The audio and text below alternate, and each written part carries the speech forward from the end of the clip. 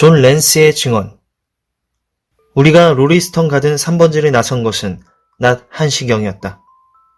셜록 홈즈는 나를 데리고 가까운 전신국으로 가서 긴 전문을 송신했다.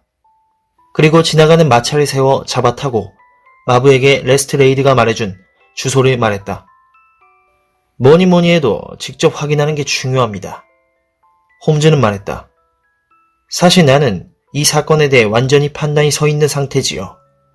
그래도 알 수 있는 것은 다 알아놓는 게 좋아요. 홈즈, 당신은 사람을 놀래키는 재주가 있습니다. 나는 말했다.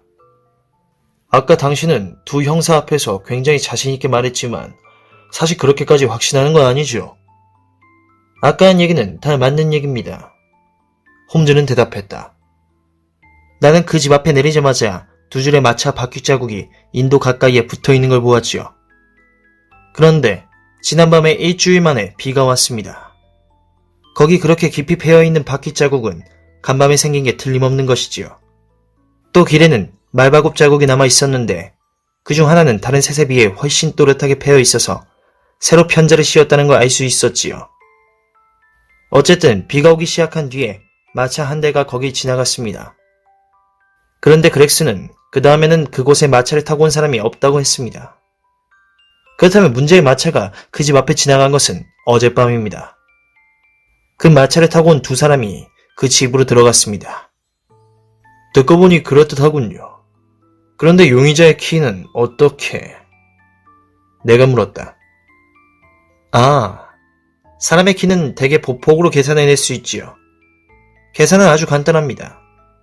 하지만 숫자를 시시콜콜 나열해서 박사를 지루하게 만들 생각은 없습니다. 나는 마당의 흙과 집안의 먼지에 남아있는 발자국을 보고 그자의 보폭을 알아냈습니다. 게다가 내 계산을 확인할 수 있는 기회가 있었지요. 사람이 벽에 글씨를 쓸 때는 본능적으로 자신의 눈높이에 쓰게 됩니다. 그런데 그 글씨는 바닥에서 1m 80cm 이상 되는 곳에 쓰여져 있었지요. 범인의 키를 계산해내는 건 식은 죽 먹기였습니다. 그러면 나이는? 나는 물었다. 1m 30cm를 쉽게 건널 수 있는 남자가 힘없는 노인일 리는 없습니다. 정원에 있던 물 웅덩이의 폭이 그 정도였는데 그자는 분명히 웅덩이를 건너갔죠.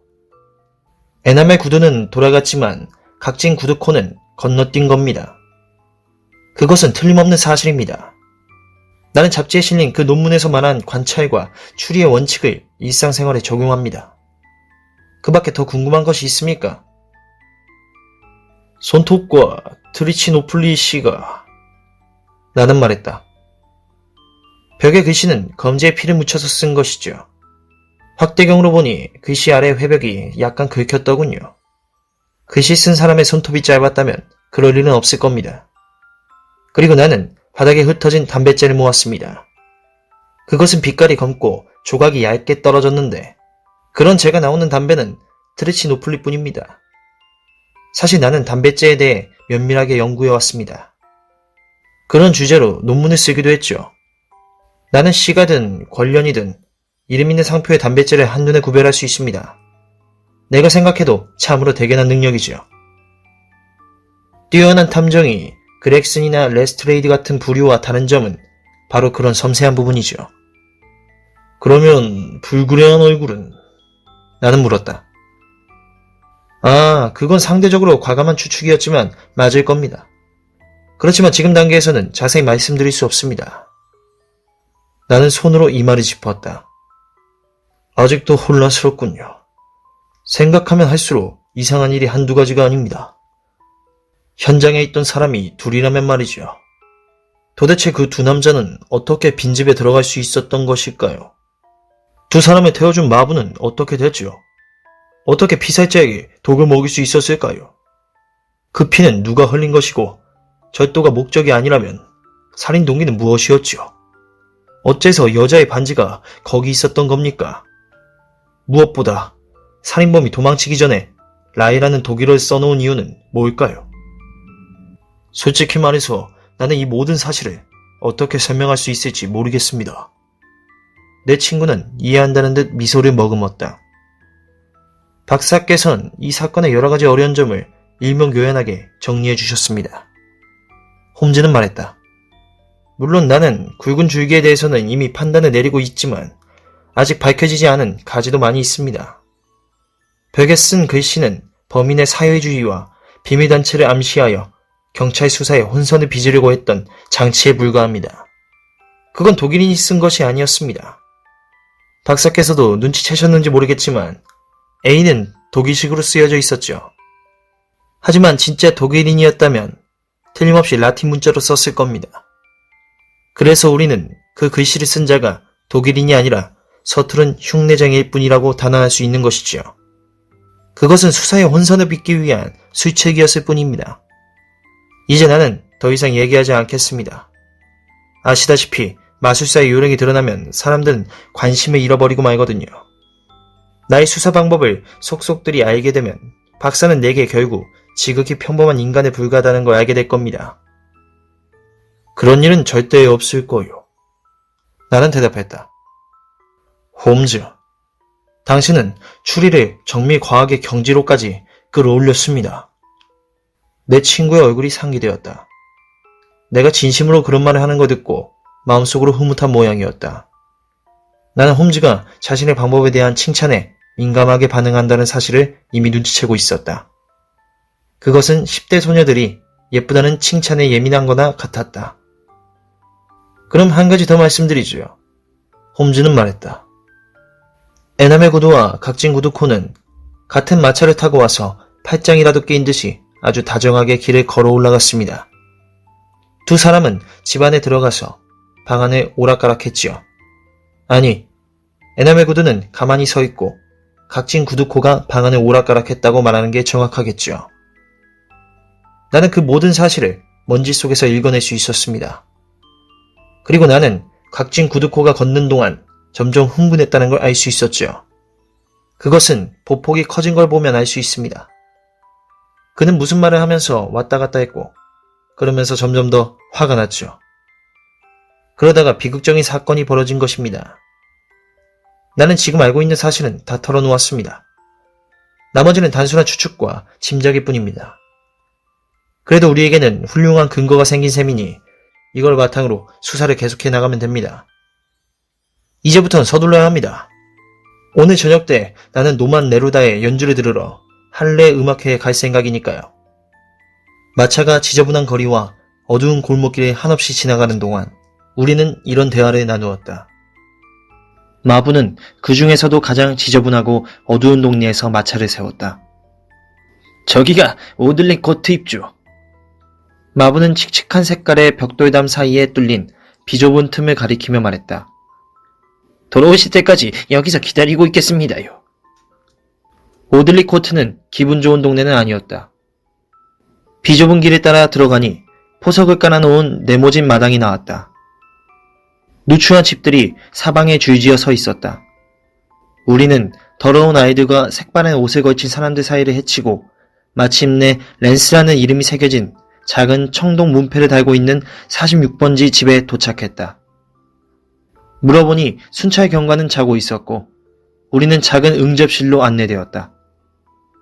랜스는 이내 응접실에 모습을 드러냈다.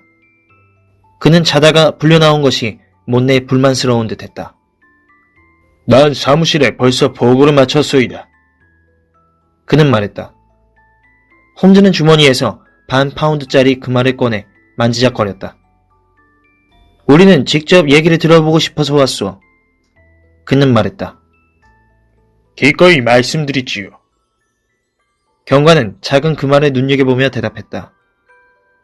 일이 어떻게 된 건지 자초지종을 설명해 주시오. 랜스는 말털 소파에 앉아서 한 가지도 빼먹지 않고 말하겠다는 듯 이맛살을 찌푸리고 생각을 더듬었다. 처음부터 말씀드리겠습니다. 그는 말했다. 제 근무 시간은 밤 10시에서 아침 6시까지입니다. 11시에 화이트하트에서 싸움이 벌어졌습니다. 그것만 빼면 제 담당 구역은 조용했지요. 1시에 비가 오기 시작했고 저는 해리 머처를 만났습니다. 그 친구는 홀랜드 그로브 구역을 담당하고 있지요. 우리는 헨리에타가의 모퉁이에 서서 잠시 얘기를 나눴습니다. 그러다가 새벽 2시경에 저는 한 바퀴 돌아봐야겠다고 생각하고 길에 나섰지요. 브릭스턴로는 아무 이상이 없었습니다. 거기는 유난히 지저분하고 인적이 드문 동네지요. 길을 내려가는 동안 마차가 한두 대 지나갔을 뿐 사람 하나 만나지 못했습니다. 솔직히 말해서 저는 술이라도 한 잔 마셨으면 좋겠다는 생각을 하면서 걷고 있었습니다. 그런데 갑자기 그 집 창문으로 불빛이 새어나오는 게 보였습니다. 저는 로리스턴 가든에 두 집이 비어있다는 걸 알고 있었지요. 지난번에 거기 살았던 세입자 한 명이 장티푸스로 죽었는데도 집주인이 하수구를 그냥 방치해둔 탓이지요. 그래서 저는 창문으로 불빛이 새어나오는 걸 보고 기겁을 했습니다. 그리고 뭔가 이상하다고 느꼈지요. 저는 그 집 현관 앞에까지 갔다가 걸음을 멈추고 도로 정문으로 돌아 나왔겠지. 내 친구가 끼어들었다. 왜 그런 행동을 했소? 랜스는 깜짝 놀라서 하얗게 질린 얼굴로 셜록 홈즈를 응시했다. 그건 사실입니다. 순찰 경관은 말했다. 하지만 그걸 어떻게 아셨습니까? 그 얘기는 아무한테도 안 했는데. 아무튼 그 집 현관 앞에까지 갔는데 사방이 너무 조용하고 어두워서 나는 누군가 곁에 있어줬으면 좋겠다고 생각했습니다. 그런데 그때 장티푸스로 죽은 사람이 생각났습니다. 무덤 이쪽에 있는 사람이라면 무서울 곳이 없지만 이 집에서 죽은 사람이 자기를 죽게 만든 하수구를 조사하러 왔을지도 모른다는 생각하니 섬뜩하더군요. 그래서 다시 정문 앞으로 나와서 머처의 랜턴 불빛을 찾아보았지만 아무것도 보이지 않았습니다. 거리에는 아무것도 없었어. 아무것도 없었습니다. 집 위는 개 한 마리 없었죠.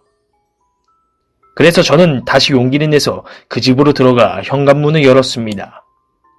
집 안은 아주 조용했습니다. 그래서 저는 불빛이 흘러나오는 방으로 들어갔지요. 벽난로 선반 위에는 촛불이 켜져 있었는데 빨간 양초였어요. 그 불빛 아래. 알겠소. 당신이 무엇을 보았는지는 다 알고 있어. 당신은 시신을 발견하고 방을 몇 바퀴 돌아본 다음 시신 곁에 쪼그리고 앉았다가 다시 그 방을 나와서 주방 문을 열어볼까 하다가 존 랜스는 겁에 질린 얼굴로 자리에서 벌떡 일어섰다. 그의 두 눈에 의욕의 빛이 스쳤다. 도대체 당신은 그때 어디에 숨어 있었지? 그는 외쳤다. 당신은 알아서는 안 될 것까지 알고 있군. 홈즈는 웃음을 터뜨리며 경관 앞에 명함을 던졌다. 나를 살인 혐의로 체포할 생각일랑은 하지 마시오. 나는 늑대가 아니라 사냥개의 무리에 속해 있으니까. 그 점에 대해서는 그렉슨과 레스트레이드 씨가 대답해 줄 거요. 자, 계속합시다. 그 다음에는 어떻게 했소? 랜스는 도로 주저앉았지만 의욕이 완전히 풀리지 않은 듯했다. 나는 밖에 나가서 호각을 불었소이다. 그 소리 듣고 머처와 두 경관이 달려왔지요. 그때 길에는 아무도 없었소. 그랬지요. 아무튼 멀쩡한 인간이라고는 없었습니다. 그게 무슨 말이요? 순경은 피식 웃었다. 저는 순찰에 돌면서 술 취한 놈을 많이 보았습니다. 그는 말했다. 하지만 그 자식처럼 엉망으로 취한 놈은 처음 봤습니다. 제가 밖에 나갔을 때 놈은 담벼락에 몸을 기댄 채 컬럼바인의 새로운 깃발인가 하는 노래를 고래고래 악을 쓰며 불러대고 있었습니다. 놈은 누굴 돕기는커녕 혼자 똑바로 서 있지도 못하는 상태였지요. 그자가 어떻게 생긴 자였소? 셜록 홈즈가 물었다. 존 랜스는 사건과 무관한 이 질문이 다소 불편한 모양이었다. 놈은 엄청나게 취한 상태였습니다. 그 사건만 아니었다면 우린 그자를 경찰서에 데려다 놓았을 겁니다. 그자의 얼굴과 옷차림은 보지 못했나? 홈즈는 안타까운 얼굴로 물었다. 머처랑 같이 놈을 부축하면서 얼굴을 보긴 한 것 같습니다. 그자는 키가 굉장히 컸습니다. 그리고 얼굴이 붉었지요. 하지만 얼굴 아래쪽을 가리고 있어서. 이제 됐소. 홈즈가 소리쳤다. 그자는 그 다음에 어떻게 됐소? 우린 그런 인간이 아니더라도 할 일이 많습니다. 경관은 언짢은 목소리로 말했다. 그자는 집에 무사히 돌아갔을 겁니다. 그자가 어떤 옷을 입고 있었어? 갈색 코트. 혹시 손에 채찍을 들고 있던가요? 채찍? 아니요. 그건 뒤에 남겨놓고 왔겠지. 내 친구가 중얼거렸다. 그 다음에 마차를 보거나 마차 소리를 들은 적은 없소? 예. 반 파운드. 예 있어. 내 친구는 벌떡 일어나서 모자를 쓰며 말했다. 이보시오 랜스. 당신 앞으로 승진하긴 글렀어. 머리를 그저 장식으로 달고 다니는 게 아니라면 쓸 줄을 알아야지. 당신은 어젯밤에 경사로 승진할 수 있는 기회를 놓쳤어. 당신이 부축했던 그 사내가 이 사건의 열쇠를 쥐고 있소이다. 우린 지금 그 자리를 찾고 있어. 하지만 이제 와서 그 일에 대해 왈가왈부해봤자 아무 소용없고 나는 그저 사실을 말해주는 거요. 갑시다 박사. 우리는 못 믿어하면서도 불편한 기색이 역력한 정보 제공자를 뒤로하고 마차를 향해 걸어갔다. 저런 바보 멍청이 같으니. 마차가 하숙집을 향해 달려가는 동안 홈즈는 쓰디쓴 어조로 내뱉었다. 하늘이 내려주신 절호의 기회를 놓치다니. 나는 아직도 잘 이해가 안 됩니다. 간밤에 그 주정뱅이의 인상착의가 살인범에 대한 당신의 생각과 신통하게 맞아떨어지는 건 사실입니다. 하지만 범인이 현장을 떠났다가 다시 그 집으로 돌아올 까닭이 뭐란 말입니까? 그건 범인이 할 만한 행동이 아닙니다. 하하, 박사. 그건 반지 때문이요. 반지. 그자가 돌아온 것은 그것 때문이죠. 만일에 그자를 붙잡을 뾰족한 수가 없다면 우리는 어느 때건 그 반지를 미끼로 쓸 수 있습니다. 나는 그자를 붙잡고 말 겁니다. 나는 2대1로 내가 그자를 잡을 거란 쪽에 걸겠습니다. 어쨌든 이 모든 것에 대해 나는 박사에게 감사합니다. 당신이 아니었다면 나는 그곳에 가지 않았을지도 모르고 그랬다면 이렇게 멋진 연구 기회를 놓쳤을 겁니다. 이것은 주홍색 연구입니다. 비유적으로 죄악을 상징하는 빛깔. 안 그렇습니까? 나 같은 사람이 예술적인 표현을 좀 쓴다고 해서 안 될 건 없을 겁니다. 삶의 무채색 실구러미 속에 주홍색 살인의 혈맥이 면면이 흐르고 있어요.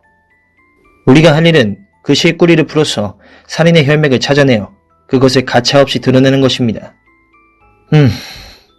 이제는 가서 점심 식사를 하고 노만 네루다 공연을 보러 가야겠습니다. 네루다의 운궁법은 정말 기가 막히죠. 그녀가 그렇게 장엄하게 연주하는 쇼팽 곡이 뭐였더라? 트라랄라리라리라레이. 아마추어 탐정은 마차에 깊숙이 몸을 파묻고 앉아서 종달새처럼 노래를 불렀고 나는 인간 정신의 여러 측면에 대해 깊이 사색했다.